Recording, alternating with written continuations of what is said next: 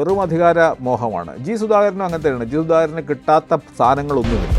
പയ്യന്നൂരുണ്ടായിരിക്കുന്ന വിഷയം ഈ കുഞ്ഞികൃഷ്ണൻ എന്ന് പറയുന്ന ജില്ലാ കമ്മിറ്റി അംഗം ഉയർത്തിയിരിക്കുന്നത് കറക്റ്റ് രക്തസാക്ഷി ഫണ്ട് തീർച്ചയായിട്ടും. അതെ, നിങ്ങൾ 4 വർഷം കഴിയുമ്പോൾ 5 വർഷം കഴിയുമ്പോൾ തെരഞ്ഞെടുപ്പിൽ നേരിടേണ്ടി വരും, നിങ്ങൾക്ക് അതിന് ഉത്തരം പറയേണ്ടി വരും എന്നുള്ളൊരു ബോധം ഉണ്ടാവുന്നില്ല എന്നുള്ളതാണ് ഇപ്പോൾ ഇതിനകത്ത് കാണുന്നത്. ശബരിമലയിലെ സ്ത്രീ പ്രവേശനം എന്ന് പറയുന്നത് ഇതിപ്പോൾ അജണ്ടയിൽ പോലും ഇല്ലാതെ മാറിക്കഴിഞ്ഞിരിക്കുന്നു. ഇടതുപക്ഷം അതിൽ ചെയ്തിരിക്കുന്ന ഒരു വലിയ വീഴ്ചയുണ്ടെന്ന് പറയുമ്പോഴും നമ്മൾ കാണേണ്ടത് കേരള സമൂഹം സപ്പോർട്ട് ചെയ്തില്ല. പവർ പ്ലേയിലേക്ക് സ്വാഗതം.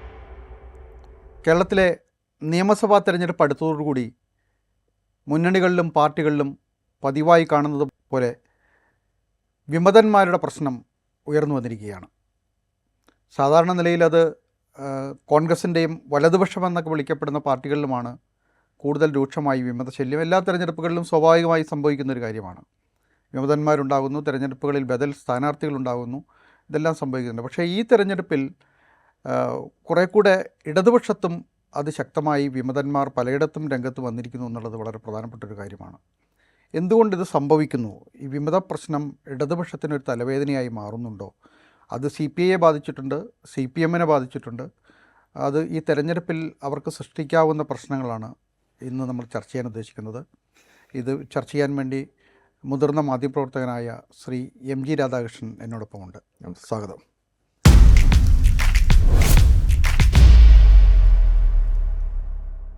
എല്ലാ പാർട്ടികളിലുള്ള പ്രശ്നം തന്നെയാണ് വിമതത്വം. അപ്പോൾ ഇടതുപക്ഷത്ത് പുതിയ കഥയൊന്നുമല്ല, വളരെ പാർട്ടികളായി തന്നെ അത് പല ഘട്ടങ്ങളിലും രൂപപ്പെട്ടിട്ടൊക്കെ ഉണ്ട്. പക്ഷേ ഇപ്പോൾ ഉണ്ടായിരിക്കുന്നൊരു പ്രവണത ആ നിലയിലല്ല. അതിന് ചില ഇപ്പം എം പി രാഘവൻ്റെ പാർട്ടി ഉണ്ടാക്കുമ്പോൾ പോലും അതിന് ചില ഐഡിയോളജിക്കലായ ചില വിഷയങ്ങളുണ്ട് എന്ന് പറയാൻ ശ്രമിച്ചിരുന്നു.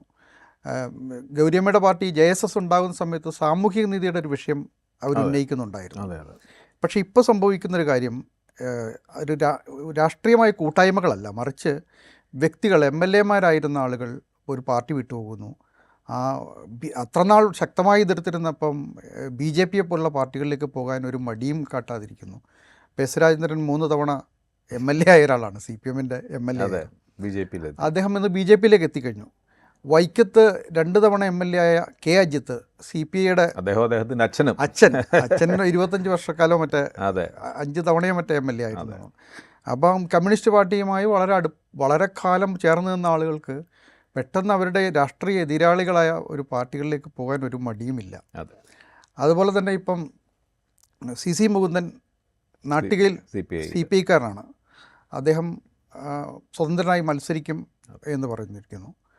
ഐഷാപ്പറ്റി കൊട്ടാരക്കരയിൽ ബാലഗോപാലിനെതിരെ സ്ഥാനാർത്ഥിയാകാനുള്ള തയ്യാറെടുപ്പുകൾ നടത്തി കഴിഞ്ഞു. സ്ഥാനാർത്ഥിയാകും PK ശശി. അദ്ദേഹം അടുത്ത കാൾ വരെ KTDCയുടെ ചെയർമാനായിരുന്നു. നേരത്തെ പാലക്കാട് മുതിർന്ന പ്രധാനപ്പെട്ട നേതാക്കന്മാരിൽ ഒരാളുമായിരുന്നു. പുറത്ത് കളഞ്ഞിട്ട് വീണ്ടും തിരിച്ചു കൊണ്ടുവന്ന് KTDC ചെയർമാനാക്കിയ ഒരാൾ കൂടിയാണ്. ഇനി ഏറ്റവും ഒടുവിൽ G സുധാകരൻ പാർട്ടി മെമ്പർഷിപ്പ് പുതുക്കുന്നില്ല. കോംപ്രമൈസുകളെല്ലാം അവസാനിച്ചു.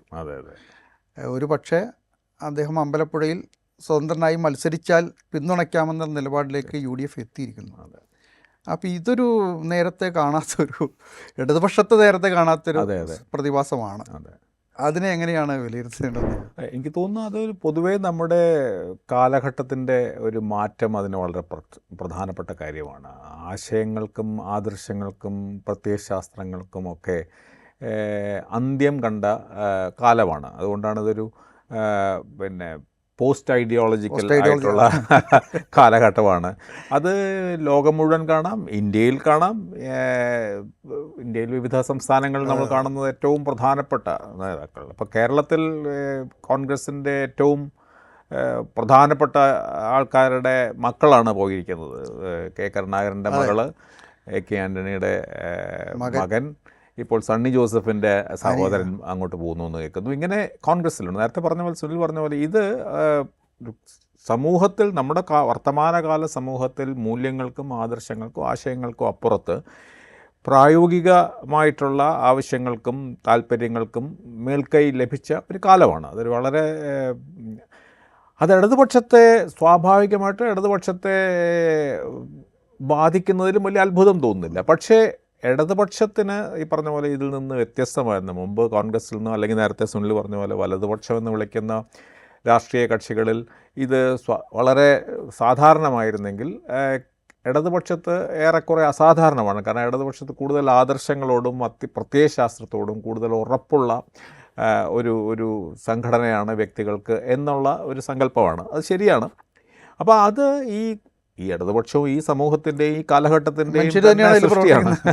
ഈ സൃഷ്ടിയാണ്, അതേ മനുഷ്യരാണ്. അപ്പോൾ ഒരു വലിയ പരിധിവരെ ആ കൊടുങ്കാറ്റുകളിൽ നിന്ന് മാറി നിൽക്കാനൊന്നും കഴിയില്ല എന്നുള്ളത് ശരി. അപ്പോൾ കാലം മാറുന്നതനുസരിച്ച് ഉള്ള മാറ്റം ഒരു വശത്തുണ്ട്. അപ്പോൾ അതാണ് ഇടതുപക്ഷത്തും വന്നിരിക്കുന്നതെന്നാണ് എനിക്ക് തോന്നുന്നത്. പക്ഷേ ഇടതുപക്ഷത്തും ഈ പറഞ്ഞ പോലെ പൂർണ്ണമായിട്ടും അത് ഉയർന്നു നിന്ന ഒരു കാലമൊന്നുമല്ല. കാരണം പ്രത്യയശാസ്ത്രപരമായിട്ടുള്ള നേരത്തെ പറഞ്ഞ പോലെ ഇപ്പോൾ ഇടതുപക്ഷം ഇപ്പോൾ CPI CPM ആയിട്ടുള്ള ആദ്യത്തെ സ്പ്ലിറ്റായാലും 60കളുടെ അവസാനം നക്സലൈറ്റ് ഗ്രൂപ്പിൻ്റെ വേറിട്ട് പോക്കായാലും അതൊക്കെ പ്രത്യയശാസ്ത്രപരമാണ് എന്ന് പറയുമ്പോഴും അവിടെയൊക്കെ ചില വ്യക്തിപരമായിട്ടുള്ള ഈ KPR ഗോപാലിനൊക്കെ ചില വ്യക്തിപരമായ ചില ആക്രമണങ്ങൾ വളരെ പ്രധാനപ്പെട്ട സംഗതിയുണ്ട്, EMSനെതിരെയൊക്കെ ഉണ്ടായിട്ടുണ്ട്. വളരെ വ്യക്തിപരമായിട്ട് എല്ലാ കാലത്തും അത് ശരിയാണോ അല്ലെ? ഇപ്പോൾ MNTV അഭിപ്രായ വ്യത്യാസങ്ങളെ പറ്റി പറഞ്ഞിട്ടുണ്ട്. EMSും CPI പക്ഷമുണ്ട്.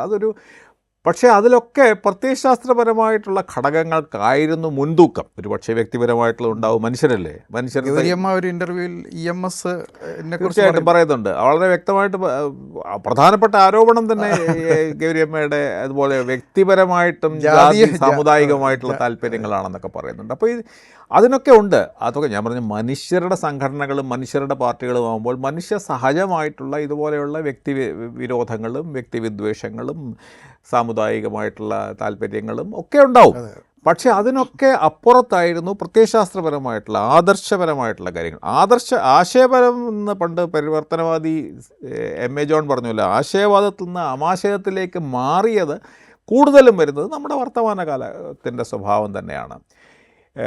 അതിപ്പോൾ ഗൗരിയമ്മയുടെ ആയാലും MVRൻ്റെ ആയാലും അതിൻ്റെ തുടക്കമാണ് അവിടെ കാണുന്നത്. അവിടെ ആശയപരത്തിനെക്കാട്ടിലും കൂടുതലും അധികാര രാഷ്ട്രീയത്തോടുള്ള താല്പര്യം തന്നെയാണ്. ഗൗരിയമ്മയ്ക്ക് ഇടതുപക്ഷത്തിനോട് ആശയപരമായിട്ടായിരുന്നില്ല അഭിപ്രായ വ്യത്യാസം, അവർക്ക് അധികാരത്തിനോടുള്ള താല്പര്യം തന്നെയാണ്. പിന്നീട് അതിന്മേൽ കൊണ്ടുവരിക അത് പലരും പിന്നെ കൊണ്ടുവന്നതാണ്. അപ്പോൾ അവിടെ തീർച്ചയായിട്ടും മറുപക്ഷം വളരെ ഗംഭീരമായിട്ട് അത് കൈകാര്യം ചെയ്തു എന്നല്ല പറയുന്നത്. തീർച്ചയായിട്ടും അന്നത്തെ CPM നേതൃത്വമായിട്ടുള്ള അഭിപ്രായ വ്യത്യാസങ്ങൾ തന്നെയാണ്. ഇപ്പോൾ VS അച്യുതാനന്ദൻ്റെ അഭിപ്രായ വ്യത്യാസങ്ങൾ തീർച്ചയായിട്ടും രാഷ്ട്രീയ ധാർമ്മികതയ്ക്ക് വളരെ പ്രധാനപ്പെട്ട സ്ഥാനമുണ്ടെങ്കിലും അവിടെ കൃത്യമായ ചില വ്യക്തിപരമായിട്ടുള്ള അഭിപ്രായ വ്യത്യാസങ്ങൾ വളരെ കാണാം എന്നുള്ളതിനെ പറ്റി ഒരു സംശയമില്ല. അതുകൊണ്ട് അതൊരു സമ്പൂർണ്ണമായിട്ടും ആശയപരമായിരുന്നു ഒന്നും അഭിപ്രായമില്ല. MV രാഘവൻ്റെ വളരെ നഗ്നമായി തന്നെ രാഷ്ട്രീയം അധികാര രാഷ്ട്രീയം തന്നെയായിരുന്നു. കാരണം അധികാരത്തിൽ വരണമെങ്കിൽ മുസ്ലിം ലീഗുമായിട്ട് കൂട്ടുകൂടണം, കോൺഗ്രസിനെ തോൽപ്പിക്കാൻ. എന്നിട്ട് കോൺഗ്രസിൻ്റെ ഏറ്റവും പ്രധാനപ്പെട്ട അപ്പോൾ ഈ ഗൗരിയമ്മ കോൺഗ്രസിൻ്റെ ഒരാളായി മുന്നണി വരുമെന്നൊന്നും ചിന്തിക്കാൻ കഴിയില്ല. അപ്പം ആശയങ്ങളുടെയും പ്രത്യേകതയെക്കുറിച്ചൊക്കെ വില അപ്പോൾ തന്നെ ഒക്കെ ഇടിഞ്ഞു പോയിരിക്കുന്നു. പക്ഷേ ഇപ്പോൾ നമ്മൾ അതിൻ്റെ അടുത്ത ലെവലിലേക്ക് എത്തിയിരിക്കും. അതൊക്കെ പക്ഷേ ഒരു ഗ്രൂപ്പുകളായി മാറിയിരുന്നു. അതെ, ഗ്രൂപ്പുകളായിട്ട് മാറി. അതിലൊരു പറഞ്ഞ പോലെ ആശയപരമായിട്ടുള്ള ചില മേൽവിലാസം അതിന് കൊടുക്കാൻ കഴിയുകയും ചെയ്യായിരുന്നു ഒരു പരിധി വരെ. ഒടുവിൽ RMP ഉണ്ടാകുന്നത് വരെ തീർച്ചയായിട്ടും RMPയിൽ തീർച്ചയായിട്ടും അതൊക്കെ ഈ VS അച്യുതാനന്ദൻ്റെ പിന്നെ ധാർമ്മിക രാഷ്ട്രീയ ചേരിയുടെ ഭാഗമായിട്ടാണ് RMP ഉണ്ടാകുന്നത്. അതിലൊരു ഭീകരമായിട്ടുള്ളൊരു ഹിംസ നടന്ന ഒരു പശ്ചാത്തലത്തിലാണ് TP ചന്ദ്രശേഖരനെ കൊലപാതകം ചെയ്തതും.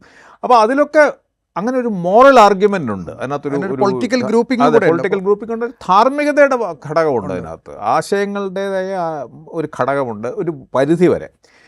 പക്ഷേ മറ്റു പക്ഷങ്ങളെല്ലാം ഉണ്ട്. ഇതിൽ നിന്ന് ഇപ്പോൾ വളരെ വ്യക്തമായിട്ട് നമുക്ക് കാണാവുന്നത് ഇതെല്ലാം ഇപ്പോൾ ഈ ഇലക്ഷൻ വരുമ്പോൾ ടിക്കറ്റ് കിട്ടുന്നത് സംബന്ധിച്ച് മാത്രമാണ്. അതിൻ്റെ ഏറ്റവും കൃത്യമായ ഉദാഹരണമാണ് നേരത്തെ ഐഷ പോറ്റിയുടെ കാര്യം പറഞ്ഞു. ഐഷ പോറ്റിക്ക് ലഭിച്ചിരിക്കുന്ന സ്ഥാനമാനങ്ങളും ഒക്കെ ഇഷ്ടം പോലെയാണ്.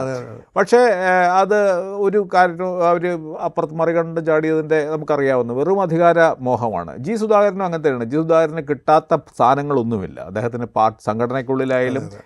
പക്ഷേ കമ്മ്യൂണിസ്റ്റ് പാർട്ടികളുടെ സ്വഭാവത്തിന് ഈ പറഞ്ഞ പോലെ ഈ ആവശ്യം അല്ലെങ്കിൽ അവരുടെ ഏറ്റവും വലിയ പ്രധാനപ്പെട്ട കാലം കഴിയുമ്പോൾ അവരെ വേണ്ട എന്നുള്ള ഒരു മാറ്റി എന്നുള്ളൊരു വികാരം അത് പ്രധാനമാണ്. അതിപ്പോൾ അദ്ദേഹത്തിൻ്റെ വ്യക്തിപരമായിട്ടുള്ള അദ്ദേഹം ഒരു വികാരജീവിയാണ്. എല്ലാ കാലത്തും അദ്ദേഹം വൈകാരികമായിട്ടേ പ്രതികരിക്കുകയുള്ളൂ.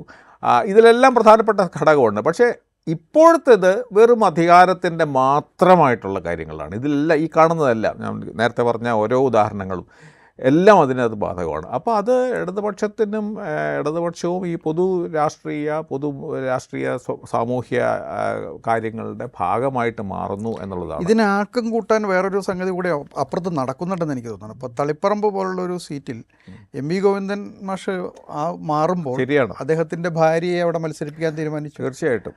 അപ്പോൾ അതും ഇതിൻ്റെ ഭാഗം തന്നെയാണ്. ഞാൻ പറഞ്ഞത് ഈ മാറ്റങ്ങളുടെ, ഈ സമൂഹത്തിലും രാഷ്ട്രീയത്തിലും വരുന്ന ഈ മാറ്റങ്ങളുടെ ഭാഗം തന്നെയാണ് അത് കണ്ടത്. തീർച്ചയായിട്ടും മുമ്പായിരുന്നെങ്കിൽ നമുക്കത് അങ്ങനെ ഒരു കാര്യത്തിനെ പറ്റി ആലോചിക്കില്ല. ശ്രീമതി പി.കെ. ശ്യാമള അവിടുത്തെ ഒരു പ്രധാനപ്പെട്ട നേതാവ് തന്നെയാണ്, സംശയമില്ല. പക്ഷേ ഭർത്താവ് മത്സരിക്കാത്തത് കൊണ്ട് ഭാര്യയ്ക്ക് സീറ്റ് എന്ന് പറയുകയോ അല്ലെങ്കിൽ അത് മാറി നിൽക്കുന്ന കൊണ്ടുള്ള സീറ്റ് എന്നുള്ള രീതിയിലേക്ക് അത് വരുന്നത് വാസ്തവത്തിൽ ഈ മാറ്റങ്ങൾ ഇതെല്ലാം അധികാര രാഷ്ട്രീയം. അതുകൊണ്ട് ഈ വിമതർ മാത്രമല്ല അതിൻ്റെ ഉത്തരവാദി. ഈ അവരുടെ വിമതത്വം വാസ്തവത്തിൽ ഈ എസ്റ്റാബ്ലിഷ്ഡ് ആയിട്ടുള്ള രാഷ്ട്രീയ പ്രവർത്തനത്തിൽ വന്ന മാറ്റങ്ങളുടെ. അപ്പോൾ അവർ തീർച്ചയായിട്ടും അവർ പറയുമോ നിങ്ങൾക്ക് അങ്ങനെയൊക്കെ ആവാമെങ്കിൽ ഭാര്യയ്ക്കാവാം, അല്ലെങ്കിൽ മക്കൾക്കാവാം, അല്ലെങ്കിൽ ഇഷ്ടപ്പെടാത്ത സ്ഥാനാർത്ഥിക്ക് കൂടുതൽ സാധ്യത കുറഞ്ഞ മണ്ഡലങ്ങളിൽ കൊണ്ട് സ്ഥാനാർത്ഥിയാക്കാം. ഇപ്പോൾ ശൈലജ ടീച്ചറിനെ കൊണ്ട് ചെയ്ത പോലെ. കാരണം പേരാവൂർ ഒരു കാര്യമില്ലാതെ പേരാവൂർ കൊണ്ട് നിർത്തുന്നു. ഇപ്പോൾ ഇതൊക്കെ പക്ഷേ ഒരു വലിയ ഫൈറ്റ് നടത്തി അവർ KPCC പ്രസിഡന്റിനെ വീഴ്ത്തി വരട്ടെ എന്നുള്ളതാണ്.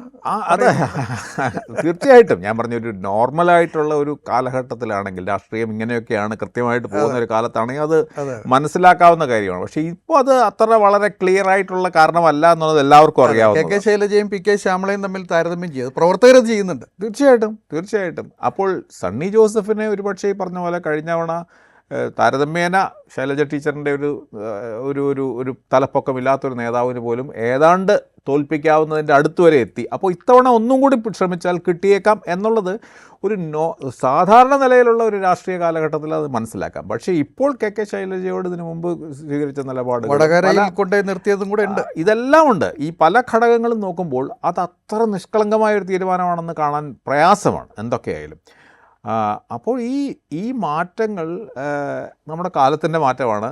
പിന്നെ ഇടതുപക്ഷത്തിൽ ഈ പറഞ്ഞ പോലെ ഇതിനല്ലാത്ത ഒരു പാരമ്പര്യവും ചരിത്രവും കൂടുതൽ താരതമ്യേന കൂടുതൽ ഉണ്ടായിരുന്നത് കൊണ്ട് അത് നമ്മൾ കൂടുതൽ ചർച്ച ചെയ്യുകയും അത് കൂടുതൽ അവർ വിചാരണ ചെയ്യപ്പെടുകയും ചെയ്യുന്നു. പിന്നെ ഒരു മോറൽ ഹൈ ഗ്രൗണ്ട്, ഒരു ധാർമ്മികമായിട്ടുള്ള അവർക്കൊരു ഉന്നത സ്ഥാനം പല കാരണങ്ങൾ കൊണ്ട് കിട്ടിയിട്ടുണ്ട്, ചരിത്രപരമായ കാരണം. പൂർണ്ണമായും ഇത് സ്ഥാനമോഹമാണ് ഇത്തരം കാര്യങ്ങളെന്ന് പറയാനും പറ്റില്ല. കാരണം ഇപ്പം പയ്യന്നൂരുണ്ടായിരിക്കുന്ന വിഷയം, ഈ കുഞ്ഞികൃഷ്ണൻ എന്ന് പറയുന്ന ജില്ലാ കമ്മിറ്റി അംഗം ഉയർത്തിയിരിക്കുന്നത് രക്തസാക്ഷി ഫണ്ട് വെട്ടിച്ചു എന്നുള്ളതാണ്. അതെ, അദ്ദേഹം പറഞ്ഞത് രണ്ട് വശത്തും അതിനുള്ള കാരണങ്ങളുണ്ട്. ഈ വിമതത്വം എന്ന് പറയുന്നത് അധികാരമോഹം മാത്രമല്ല, അധികാരമോഹം അതിലൊരു പ്രധാനപ്പെട്ട ഘടകം തന്നെയാണ്. എല്ലാം അങ്ങനെയല്ല. ഇപ്പോൾ അദ്ദേഹത്തിൻ്റെ ഈ പറഞ്ഞ പോലെ സാമ്പത്തികമായിട്ടുള്ള തിരിമറി. അതുകൊണ്ട് ഞാൻ മറുപക്ഷത്തെ ചൂണ്ടിക്കാണിക്കാനും അത് ജനങ്ങളെ ബോധ്യപ്പെടുത്താനുമുള്ള ഒരുപാട് വിമർശനത്തിന് വിധേയമാകുന്ന ഒരുപാട് ഘടകങ്ങൾ അപ്പുറത്തുള്ളപ്പോൾ ഇത് വെറും അധികാരമോഹമാണ് എന്ന് പറഞ്ഞ് തള്ളിയാൽ അതുപോലെ ജനം സ്വീകരിക്കാനിടയില്ല. അപ്പോൾ ഇത് ഈ ഒരു വളരെ സങ്കീർണമായിട്ടുള്ള ഈ പുതിയ കാലഘട്ടത്തിൽ ഇതിനെല്ലാം അതിൻ്റേതായ എല്ലാ ഘടകത്തിനും അതിൻ്റേതായ പ്രാധാന്യവും അതിൻ്റെ കാരണവുമാണ്. അപ്പോൾ ഞാൻ പറയുന്നത് ഇടതുപക്ഷത്തിൻ്റെ പ്രസ്ഥാനത്തിൻ്റെ ഉള്ളിൽ വന്ന മാറ്റവും വ്യക്തികൾക്ക് വന്ന മാറ്റവും നേതാക്കന്മാർക്ക് വന്ന മാറ്റവും പ്രത്യയശാസ്ത്രമായിട്ടുള്ള അവരുടെ ആ കെട്ടുറപ്പിൽ വന്ന അയവും എല്ലാം അതിന് കാരണങ്ങളാണ്. അപ്പോൾ അതിനി പ്രതീക്ഷിക്കാം. ഇതിൻ്റെ അടുത്ത ഘട്ടത്തിലേക്ക് നമുക്ക് പോകും എന്നുള്ളതിനെ പറ്റി ഒരു സംശയം. അതെ, അതിപ്പം അങ്ങനത്തെ പല സൂചനകളും പലയിടത്തുനിന്നും വരുന്നുണ്ട്. ഇപ്പോൾ ഇവിടെ PK ശശിയുടെ ഒരു ഉദാഹരണമാണ്. അദ്ദേഹത്തിനെതിരെയുള്ള നടപടി, ശക്തമായ നടപടി എടുത്ത് അന്ന് തന്നെ പുറത്തു കളയേണ്ട ഒരാളായിരുന്നു. പുറത്ത് കളയുകയും ചെയ്തു. പക്ഷേ തിരിച്ചു കൊണ്ടുവന്നതിന് ശേഷം അദ്ദേഹം ഈ പാർട്ടിയെ തള്ളി പറഞ്ഞുകൊണ്ട് രംഗത്ത് വരുമ്പോൾ ഇപ്പോൾ പാർട്ടിയുടെ ശത്രുവായി മാറുന്നു. അതെ. മാത്രമല്ല പാർട്ടി ഓഫീസുകളെ കുറിച്ച് പറയുന്നത് ഇപ്പോൾ പാർട്ടി തറവാട്ടിൽ പിറന്ന സ്ത്രീകൾക്ക് വരാൻ കഴിയാത്ത സ്ഥലമായിരുന്നു പാർട്ടി ഓഫീസ് എന്ന് പറയുമ്പോൾ തറവാട്ടിൽ പറഞ്ഞ സ്ത്രീ എന്നൊക്കെ പറയുന്നത് തന്നെ വാസ്തവത്തിൽ എന്തൊരു ഇതുപോലെ സംബന്ധിച്ചെന്നല്ല, അത് ഉത്തരവാദപ്പെട്ട ഒരു ഏരിയ സെക്രട്ടറിയാണ് പറയുന്നത്. അദ്ദേഹം പറഞ്ഞ അടിസ്ഥാനപരമായിട്ട് പൂർണ്ണമായിട്ട് മാറിക്കഴിഞ്ഞിരിക്കുന്നു. അതുകൊണ്ട് ഈ രണ്ട് പക്ഷത്തും വരാൻ പറ്റാത്തവരായിരുന്നു എന്നറിയുന്നു എന്നുള്ളൊരു വശം, മറുവശത്ത് എന്താണ് തറവാട്ടിൽ പറഞ്ഞ അവരുടെ സ്ത്രീ മഹത്വം എന്ന് എന്താ? പറഞ്ഞാൽ അത് ഇടതുപക്ഷത്തിൻ്റെ അടിസ്ഥാനപരമായിട്ടുള്ള വിശ്വാസങ്ങൾക്ക് പോലും വിരുദ്ധമാണെന്ന് തിരിച്ചറിയുന്നില്ല എന്നുള്ളതാണ് ഏറ്റവും പ്രധാനപ്പെട്ട. തിരിച്ചറിയാൻ പോലും പറ്റുന്നില്ല എന്നുള്ളതാണ്. അത് മാത്രമല്ല, ഇദ്ദേഹത്തിൻ്റെ ഈ പി കെ ശശിയുടെ അഭിപ്രായ ഭിന്നത അവിടുത്തെ പ്രാദേശിക നേതൃത്വമായിട്ടാണ്. അതെ അതെ. അദ്ദേഹത്തെ സംരക്ഷിക്കുകയും അദ്ദേഹത്തെ നിലനിർത്തുകയും ഒക്കെ സഹായിച്ച സംസ്ഥാന നേതാക്കൾ ഇപ്പുറത്ത് നിൽക്കുന്നുണ്ട്. അതുകൊണ്ട് അദ്ദേഹം അല്ലെ KTDC ചെയർമാൻ ആവില്ലല്ലോ. അതെ, ചെയർമാനാവില്ല. അതുമാത്രമല്ല, ഇത്രയും വലിയൊരു ആരോപണം നേരിട്ട ഉടൻ തന്നെ വന്ന് ഇതാവുന്നു. അതെ. അതുപോലെ ഇപ്പോൾ രാഹുൽ മാങ്കൂട്ടത്തിൽ പോലെയുള്ള പ്രശ്നങ്ങൾ ഉന്നയിക്കുമ്പോൾ ഒരു വിരൽ പിന്നെ ചൂണ്ടുമ്പോൾ 4 വിരൽ നിങ്ങളുടെ നേരെ ചൂണ്ടുന്നു എന്നുള്ളൊരു അവസ്ഥയുണ്ട്. അപ്പോൾ അവിടെ ഇതിൻ്റെ ഒരു അപകടം എന്താണെന്ന് വെച്ചാൽ ജനാധിപത്യത്തിന് നേരിടുന്ന വലിയ ഭീഷണിയാണ്. ജനങ്ങൾക്ക് രാഷ്ട്രീയ പ്രസ്ഥാനങ്ങളിൽ കൊണ്ടിരുന്ന വലിയ വിശ്വാസ തകർച്ചയാണ്. ഇങ്ങനെ ആവുമ്പോൾ ജനങ്ങൾ ജാതി നോക്കുകയും മതം നോക്കുകയും അല്ലെങ്കിൽ അവരുടെ സ്വത്ത് രാഷ്ട്രീയത്തിലേക്കും അവരുടെ വളരെ സങ്കുചിതമായിട്ടുള്ള അവരുടെ താല്പര്യങ്ങൾക്ക് അവരെ ഇതിലേക്ക് നയിക്കുന്നതിൻ്റെ പ്രധാനപ്പെട്ട കാരണം ഈ മുഖ്യധാര രാഷ്ട്രീയ പ്രസ്ഥാനത്തിൽ വന്നിരിക്കുന്ന ഈ വലിയ ജീർണതയാണ്. അപ്പോൾ അതാണ് ഇതിൻ്റെ അപകടം. ഞാൻ പറഞ്ഞു, ഇവർക്ക് ഇതില്ല. ജനങ്ങൾ എല്ലാവരും ഒരുപോലെയാണ്. ഈ കമ്പോളത്തിൽ എല്ലാവരും നഗ്നരാണെന്ന് പറയുന്ന പ്രശസ്തമായ കവിത പോലെയാണ്. അതെ, അതാണ് ഞാൻ നേരത്തെ പറഞ്ഞത്. ഇപ്പോൾ കോൺഗ്രസ്സിലായിരുന്നു ഈ പറയുന്ന അധികാര മത്സരത്തിൻ്റെ ഭാഗമായിട്ട് ഇതെല്ലാം വ്യാപകമായി നടന്നിരുന്നത്. അതെ അതെ. അത് കമ്മ്യൂണിസ്റ്റ് പാർട്ടികളിലേക്കും വന്നിരിക്കുന്നു എന്നുള്ളതാണ്. അതാണ് ഞാൻ പറഞ്ഞത്. എല്ലാ രാഷ്ട്രീയ പ്രസ്ഥാനത്തിലേക്കും വരുമ്പോൾ അത് തിരിച്ചറിയാനുള്ള ഒരു നേതൃത്വത്തിൻ്റെ ഒരു കഴിവില്ലായ്മ ഇതിന് വലിയ ദുരന്തത്തിലേക്ക് പോകുന്നു.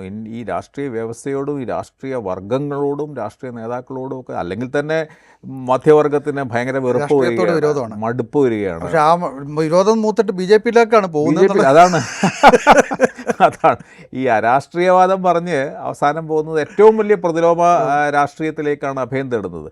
അപ്പോൾ അതിലേക്ക് വഴി തെളിയിക്കുന്നു എന്നുള്ളതാണ് ഇതിൽ നമ്മുടെ ഈ പ്രധാനപ്പെട്ട രാഷ്ട്രീയ പ്രസ്ഥാനങ്ങളുടെ നേതാക്കന്മാർ മനസ്സിലാക്കേണ്ട ഒരു പ്രധാനപ്പെട്ട. മാത്രമല്ല, ഇതിനെല്ലാം നോർമലൈസ് ചെയ്യുന്നു എന്നുള്ളൊരു വിഷയം കൂടി ഇല്ലേ ഇപ്പോൾ? അതാണ് അതായത് പറഞ്ഞു, ഇതെല്ലാം സ്വാഭാവികമാണ്, അല്ലെങ്കിൽ ഇങ്ങനെ തന്നെ വരുള്ളൂ എന്നുള്ള രീതിയിൽ വർത്തമാനം പറയുമ്പോൾ ഇതെങ്ങനെ അല്ലാത്ത ഒരു കാലം ഉണ്ടായിരുന്നു, ഒരു ചരിത്രം ഉണ്ടായിരുന്നു എന്നുള്ളത് വളരെ പ്രധാനപ്പെട്ട കാര്യമാണ്.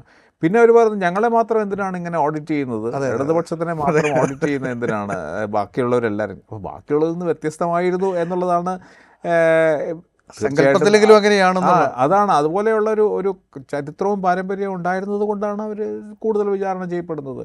പ്രത്യേകിച്ച് അധികാരത്തിലിരിക്കുമ്പോൾ തീർച്ചയായിട്ടും ഒരു പടി കൂടുതൽ വിചാരണ ചെയ്യപ്പെടുകയും ചെയ്യും. അപ്പോൾ ആത്യന്തികമായി ഇതിൻ്റെ നഷ്ടം സമൂഹത്തിനാണ്. പറയുന്ന പോലെ രാഷ്ട്രീയവൽക്കരണം എന്ന് പറഞ്ഞാൽ വലതുപക്ഷ രാഷ്ട്രീയത്തിൻ്റെ ഒരു രൂപമാണല്ലോ യഥാർത്ഥത്തിൽ. അത് തന്നെയാണല്ലോ രാഷ്ട്രീയം എന്ന് പറഞ്ഞാൽ. നിങ്ങൾ നിലവിലുള്ള ചൂഷണ വ്യവസ്ഥയെ പൂർണ്ണമായിട്ടും പിന്താങ്ങുക, അല്ലെങ്കിൽ അതിനെ നിലനിർത്താൻ സഹായിക്കുക എന്നുള്ളത് തന്നെയാണ്. അതിൽ നിന്ന് വ്യത്യസ്തമായി ഇതെല്ലാം ഒരു കാലഹരണപ്പെട്ട ഇഷ്യൂസായിട്ടാണ് ഇപ്പോൾ എല്ലാ രാഷ്ട്രീയ കക്ഷികളും കാണുന്നത് എന്നുള്ളതാണ്. ഇതൊന്നും രാഷ്ട്രീയത. അപ്പോൾ ഇതിപ്പോൾ എല്ലായിടത്തും കാണുന്നതാണ് ഈ post political stage, post politics എന്ന് വിളിക്കുന്നത്, പോസ്റ്റ് ട്രൂത്ത്. ഇതെല്ലാം ഒരു ജനാധിപത്യത്തിനാണ് ഏറ്റവും വലിയ അപകടം ഉണ്ടാക്കുന്നത്. ജനാധിപത്യത്തിൽ വലിയ സ്വേച്ഛാധിപതികൾ കടന്നു വരുന്നതിനും വലിയ എന്താ പറയുക അടിച്ചമർത്തലിനും ഒക്കെയാണ് ഇത് വഴി തുറന്നു നോക്കുന്നത്. ജനാധിപത്യത്തിൻ്റെ ശക്തി, അവരുടെ ഈ ഇൻസ്റ്റിറ്റ്യൂഷൻസ് എന്ന് പറയുന്ന ഈ സ്ഥാപനങ്ങളെ പൂർണ്ണമായിട്ട് ഉള്ളിൽ നിന്ന് പൊള്ളയായി വരുന്ന ഒരു കാലത്ത് ഇതൊക്കെ അപകടകരമാണ് എന്ന് തിരിച്ചറിയുന്നില്ല എന്നുള്ളതാണ്. പക്ഷേ അത് ചരിത്രത്തിൽ അങ്ങനെ ഉണ്ടായിട്ടുണ്ട്. ഇപ്പോൾ കമ്മ്യൂണിസ്റ്റ് രാജ്യങ്ങളിലൊക്കെ തന്നെ ഈ അപജയം ഉണ്ടാകുന്ന സമയത്ത് ഈ രാഷ്ട്രീയം ഉപേക്ഷിക്കുകയും കമ്മ്യൂണിസ്റ്റ് രാഷ്ട്രീയം ഉപേക്ഷിക്കുകയും നേതാക്കന്മാർ അതിൻ്റെ ഗുണഫലങ്ങൾ അവർക്ക് മാത്രം ലഭ്യമാകുകയും ചെയ്യുന്നൊരു വിഷയം ഉണ്ടായിരുന്നു. അതാണല്ലോ ഈ ന്യൂ ക്ലാസ് എന്ന് പറയുന്നത്. അതെ, അത് തന്നെയാണ്. കാരണം അത് പിന്നെ അധികാരവുമായി ബന്ധപ്പെട്ടാണ് കൂടുതൽ. കാരണം അധികാരം ദീർഘകാലം അധികാരത്തിൽ ഉണ്ടാകുന്ന ഒരു ജീർണതയുടെ പ്രശ്നമാണ്. ഇവിടെ അതില്ല. ഇവിടെയും പക്ഷേ അധികാരം ലഭ്യമാകുന്ന അധികാരം കിട്ടാത്തതിലുള്ള പ്രശ്നമാണല്ലോ ഇവർക്കുമുള്ളത്. അതാണ്. പക്ഷെ എന്നാലും ഇപ്പോൾ 10 വർഷങ്ങളോളം ഉള്ള അധികാരം എന്നുള്ള ഒരു പ്രശ്നം ഇവിടെ ഇല്ല എന്നുള്ള സത്യമുണ്ട്. പക്ഷേ എന്നിട്ടും പ്രശ്നമില്ലാതെ ഇത് അംഗീകരിക്കുകയാണെങ്കിൽ നിങ്ങൾ 4 വർഷം കഴിയുമ്പോൾ 5 വർഷം കഴിയുമ്പോൾ തെരഞ്ഞെടുപ്പിൽ നേരിടേണ്ടി വരും, നിങ്ങൾക്ക് അതിന് ഉത്തരം പറയേണ്ടി വരും എന്നുള്ളൊരു ബോധം ഉണ്ടാവുന്നില്ല എന്നുള്ളതാണ് ഇപ്പോൾ ഇതിനകത്ത് കാണുന്നത്. അപ്പോൾ അധികാരത്തിൽ മാത്രമല്ല, അല്ലെങ്കിൽ ഈ പറഞ്ഞ പോലെ രാഷ്ട്രീയ അധികാരം സർക്കാരുണ്ടാവുക മാത്രമല്ല, ഒരു പൊളിറ്റിക്കൽ എലീറ്റായിട്ട് എല്ലാവരും മാറുന്നു. നിങ്ങൾ ബാങ്കുകളുണ്ട്, അല്ലെങ്കിൽ സംഘടനകളുണ്ട്, പോഷക സംഘടനകളുണ്ട്. അങ്ങനെ നിങ്ങൾ പ്രതിപക്ഷത്തിരിക്കുമ്പോഴും നിങ്ങൾ അധികാരത്തിൻ്റെ ഒരു വലിയ ഒരു വ്യവസ്ഥയായിട്ട് തന്നെ തുടരുകയാണ്. അപ്പോൾ സ്വാഭാവികമാണ്.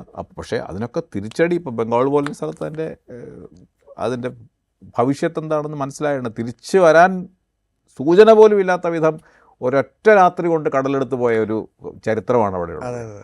അപ്പോൾ പോലും അവിടെയെല്ലാം ഈ പറഞ്ഞതുപോലെ ഈ BJP പലപ്പോഴും അത് അങ്ങനെയാണ് ഒരു വരുന്നത്. ഓപ്ഷനായി മാറി അങ്ങനെയാണ് വരുന്നത്. കാരണം ഈ അങ്ങനെ വരുമ്പോഴേക്കും അവിടെ ഈ അത് കൂടുതൽ പ്രതിലോമകാരികൾക്ക് നല്ല നല്ല ഒന്നാന്തരം മണ്ണായിട്ട് മാറുന്നു. കാരണം ഇതൊന്നുമില്ല, ഈ പ്രത്യയശാസ്ത്രവും ധാർമ്മികതയ്ക്കൊന്നും ഒരു പ്രസക്തിയില്ല.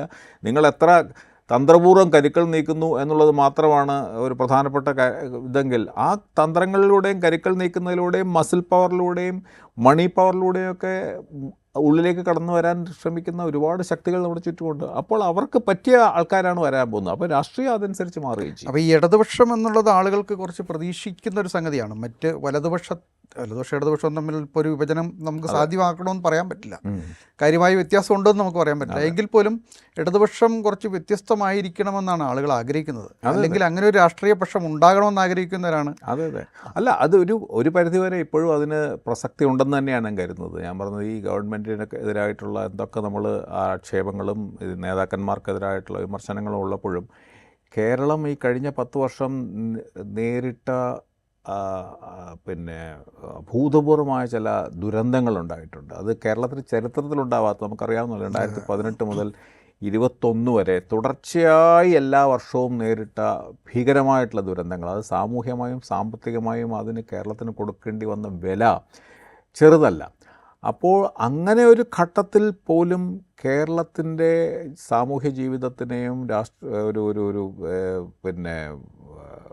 എന്താ പറയുക, ഒരു സുരക്ഷയും ഏറെക്കുറെ നിലനിർത്താൻ കഴിഞ്ഞു എന്നുള്ളത് വലിയ അഭിമാനകരമായ കാര്യമാണ്. ഒരുപാട് അഭിപ്രായ വ്യത്യാസങ്ങളും വിമർശനങ്ങളും നിലനിൽക്കുമ്പോൾ തന്നെ ഞാൻ പറയുന്നത് പല കാര്യങ്ങളിൽ, ഇപ്പോൾ വർഗീയമായിട്ടുള്ള സംഘർഷങ്ങൾക്കോ ചേരിതിരിവുകൾക്കോ അല്ലെങ്കിൽ വലിയ ജാതി മത സമുദായങ്ങളുടെ സമ്മർദ്ദങ്ങൾക്കോ ഒക്കെ വലിയ രീതിയിൽ വിധേയമാകാതെ കേരളത്തിന് നിൽക്കാൻ കഴിഞ്ഞു. സാമ്പത്തികമായി തന്നെ വലിയ ദുരന്തങ്ങളിൽ നിന്ന് പോകേണ്ടി വന്നില്ല. ഇതൊക്കെ ശരിയാണ്. പക്ഷേ ഇതെല്ലാം നിലനിർത്തണമെങ്കിൽ ഈ മറ്റു കാര്യങ്ങളിലുണ്ടാവുന്ന ഈ ശ്രദ്ധ ഇല്ലെങ്കിൽ, ഈ പറഞ്ഞ പോലെ ഇതെല്ലാം നിഷ്പ്രയാസം നഷ്ടപ്പെട്ടു പോകാനും അതുകൊണ്ട് ജനങ്ങൾ തിരസ്കരിക്കാനും അതൊക്കെ കാരണമാകും എന്നുള്ള തിരിച്ചറിവാണ് ഇല്ലാതെ പോയതെന്ന് എനിക്ക് തോന്നുന്നു. ഏതായാലും ഈ ചേരിമാറ്റങ്ങൾ ഒരു രാഷ്ട്രീയമായൊരു അപജയത്തിൻ്റെ ലക്ഷണമായി തന്നെയാണ് നമുക്ക് മനസ്സിലാക്കാൻ കഴിയുകയുള്ളൂ. പക്ഷേ അതൊരു പാർട്ടിയിലുള്ളൊരു വിശ്വാസം നഷ്ടപ്പെടുന്നതിന് അപ്പുറത്തേക്ക് രാഷ്ട്രീയത്തിൽ തന്നെ ജനങ്ങൾക്കുണ്ടാകുന്നൊരു വിശ്വാസനഷ്ടം കൂടിയാണ് അവിടെ വരുന്നത്.